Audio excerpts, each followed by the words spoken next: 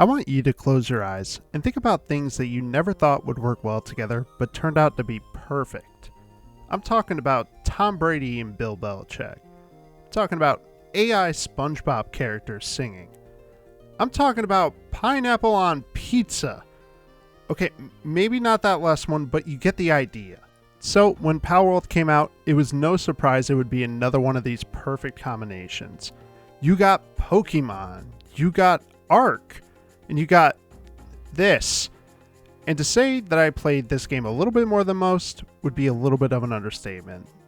But before I go ahead and grade this game, I want to point out that it is still in early access, so there will be some glitches that I am going to overlook. However, that does not mean all of them. So, let's start off on how I will be grading this game. There are 3 sections worth 10 points each, and I will be subtracting points based on my personal opinion on how well I believe the game performs in that category. Let me show you what I mean by talking about the first category, gameplay. Here I will be judging the game based on what there is to do and if there is something to always be doing. This will also cover if there is any variety in gameplay or if it's all just one uninteresting repetitive grind. But let's start with the main question. What is there to do in Palworld? There's a lot to do. The first and pretty basic thing to do is the catching and, how should I put this? Putting to sleep and knocking them out permanently of pals. The reason you need to do this is to collect their insides in order to make more spherical throwing devices to catch even more creatures that would automatically fight on your side in battles whenever you send them out. Which sounds a little familiar, but you're going to want to catch a lot of pals anyway, because you get a catching bonus for catching 10 of the same pal, which you're going to need a lot of pals for fodder later. And when I say a lot of pals, I mean a lot of pals. But let's talk a little bit more on why it's important to earn XP. The main reason is to unlock more The main reason is so you can level up to unlock more items. Some of these items... Wait a second. This menu looks really familiar. I'm probably just imagining things. So, as I was saying, some of these items, when built, will allow you to build newer, better items, but will also allow you to upgrade your base, allowing you to have more pals working, and the ability to build even more bases. And putting your bases in strategic locations can help speed up gathering certain materials, as your free working labor will do it all for you. And with more materials means more items, and more items means more balls, and more balls means more pals, and you get the idea. And you're going to need a lot of weaker pals, because remember what I was saying earlier? When you're going to need a lot of them? Well, this is why. Because you're going to need to take your weaker pals to feed to your stronger pals in order to make your stronger pals good enough to take on even stronger pals. And in case you were curious on how many pals you need, you only need an absurd amount of 116 of the same pal. And that's only for one of them. That's not including everything else, including passives and soul upgrades. Trust me, it takes a long time. And speaking of passive, that transitions quite nicely into today's sponsor. Me, who spent way too much time breeding pals for his friends, and not for himself. Please, like and subscribe, please. I mean, just please. So, how do you get a bunch of the same pal? It's simple, through breeding. If you consider doing the same task over and over again, wasting hours of your life with very little show for it while questioning your existence, yeah, it's simple. All you need to do is have a pen down with cows, chickens, and bees. But that's not all. You also need a pal who can gather, who can plant, and who can water. Because you're going to need a wheat plantation to make flour out of milk, and then a berry plantation in order to make berries. And then you can finally make cake. Of course, that's not including the fact that you need a fire pal in order to cook it, and that it takes forever to make. So, once you get a breeding farm placed down and get 2 compatible pals, which you'll need to look up a breeding calculator in order to find out what you want to breed in order to get a certain pal, which by the way, there's over 900 combinations, you'll finally be able to start breeding and get those passives that you want. And in case I haven't said it already, passives are buffs or debuffs that increase stats on a pal, with the best one being legendary. And that one is the most obnoxious to breed. Mainly because you need a legendary and then you need to breed it with something else in order to get a different outcome. And then that different outcome might have to breed with something else in order to make what you want, and then you have to breed what you want with whatever the hell you have now. Oh, and it's not guaranteed that legendary even gets passed down. And you better hope it's on the right gender, since you need a male and a female to breed. Don't look at me, I didn't write the rules. Blame nature if you're so upset about it. Once that's taken care of, and you have cake, go ahead and put it in the chest, and an egg will pop out in about 5 to 10 minutes.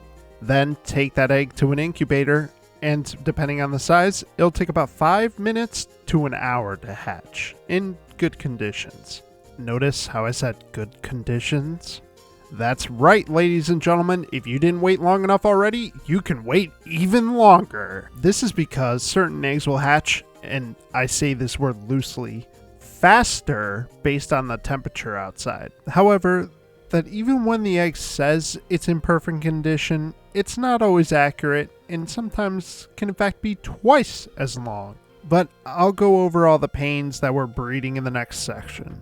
I'll wrap up this section by talking about a few more things briefly that I didn't talk about already. The first of which being the towers, with different bosses inside and a time limit to beat them. They are more of your symbol of how far you progressed in the game so far, with some being pretty easy, and others about to domain expansion Uranus. Throughout heaven and earth, I alone am the honored one. God damn it!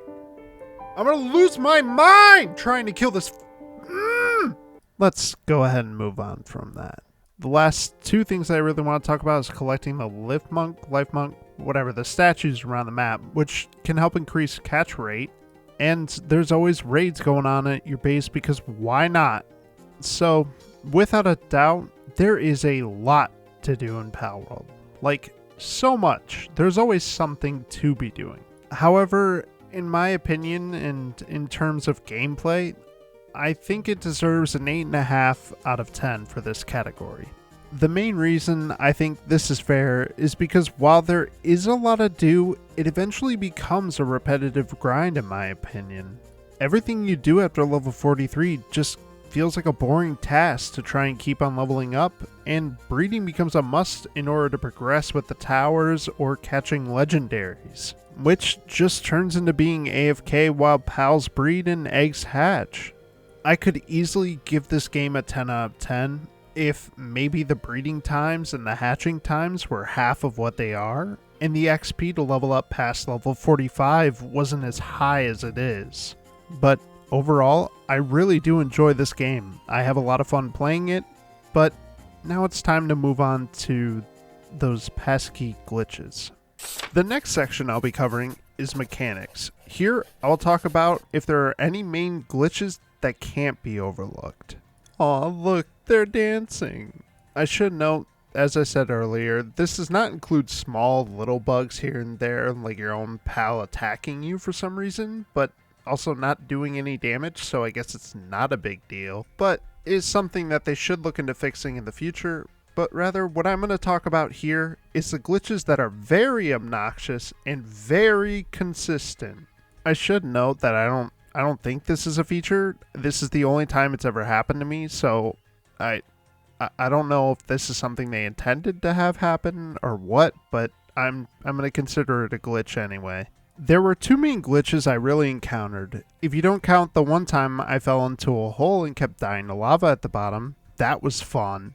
The first main glitch was pals would stop breeding on their own, and even though I was chucking them back into the breeding pen, it wouldn't assign them to it. So it would be this repetitive process of taking them out, putting them back in, and then trying to chuck them into the pens again. And it's especially fun when you have to deal with a raid every 5 seconds, because why the hell not? It got so bad that I had to destroy one of my bases just to build an entire base for breeding alone so I wouldn't have this problem. I wasn't going to talk about this because I was going to be nice, but after that last clip, it pissed me off so much that I'm going to mention it now. The volcano zone is too goddamn dark. I don't know about you, but last time I checked, lava is pretty damn bright. Yet there is no real light block or light source for it. It's just colored in, I guess. Not to mention the fact, if you even so much as touch it or get near it, you'll get lit on fire immediately. And I've seen people step on lava before and be perfectly fine afterwards. It's a little bit ridiculous. Especially when you can't even tell which lava source is going to light you on fire. There are some that you could just walk right over perfectly fine and not catch on fire. But then there are others that are this tiny little spot and you'll get lit on fire immediately. I hate this area so much. I barely ever go here because of it. The other main glitch I want to talk about is going to your base to find all your pals just sad, stuck, starving, other S words I can't use. And then you gotta take them out of the PAL box, and then you gotta heal them with medication, and it's just a whole thing. Oh, and one other little bug. The Hell Zephyr saddle, you can't even make at level 33 until you hit level 34. Because you need the improved furnace in order to make the ingots for it. Next, I want to talk about if the mechanics of the game are smooth and easy to use. And the first main mechanic I think we could talk about is, well, battling. And in my opinion, because it is early access, I'm not going to rip on it too much. I think it does need a little bit of improvement since the AI can sometimes be a bit buggy, not knowing what to do, or just get stuck on each other. And sometimes in walls. But luckily, if it does get stuck, it will just respawn in its original location, and its health will be the same if you're nearby. Which is kind of why I'm not going to rip on it too much, since I think that they did handle this pretty well, and given that it is early access, I think it's a temporary fix until they can get it working perfectly. In terms of flying and riding on mounts, I think they did this really well. The only thing I could nag about is the fact that you can't increase stamina, and every now and again, it's pretty difficult to get on or off your mount. It kind of glitches out with stuff that's around you, but it's not really that big of a deal, so no points off for that. The mechanics of the PALs working in bases is a bit glitchy, and I feel like they will be for a while. However, when they are working properly, the PALs will sometimes tend to work on things you don't want them to, and even when you force assign them to something, they may go off and try to do something else, which I'm going to have to mark off half a point for that. And of course I could cover breeding in this section, but I already did enough in glitches, and I don't know if I mentioned it there, but for breeding I'm taking off 2 points because it's just a nightmare. Lastly, for this section, I want to go over the UI and if it's easy to use and enjoyable, which is kind of hard to screw up when you're borrowing from other games. However, I will admit that the sorting and the transferring of items is pretty easy. I think at one point you could only drag and drop items, which was really annoying, especially when you would shift click and then it would just split the item. But if you just do right click by itself, it'll transfer the item in and out of your inventory, which I don't think it'll stack on the others, so you have to sort. I could be wrong though, let me know. But the easiest way to transfer from your inventory over to a chest is just to press R, as everything will just stack on top of whatever's in the chest already. The UI for crafting is pretty simple, and the UI for the PAL box is pretty good as well, since, again, it sorts everything for you if you'd like. So, overall, I don't think the UI is bad whatsoever. However, it is a bit annoying at the fact that you cannot change some keybinds. And so, given all of that, if I were to rank this section out of 10, I'd probably give it a 7.5 out of 10.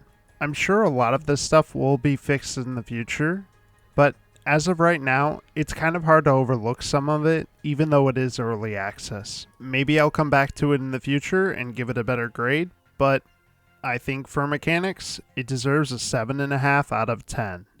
And with that, we move on to our final section. Here, I will be talking about one simple thing: replayability. I want to know if you can come back to this game at any time and enjoy it each and every time you play it.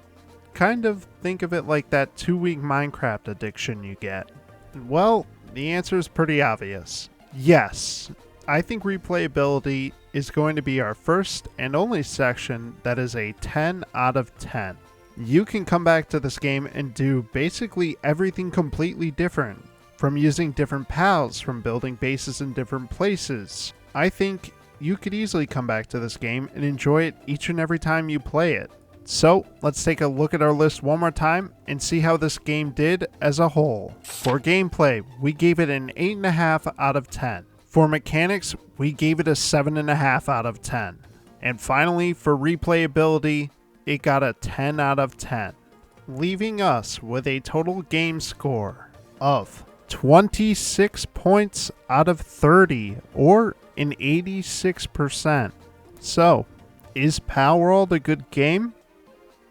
Yeah. If Sukuna regained all his power, he might cause me a little trouble. But would you lose? I would win.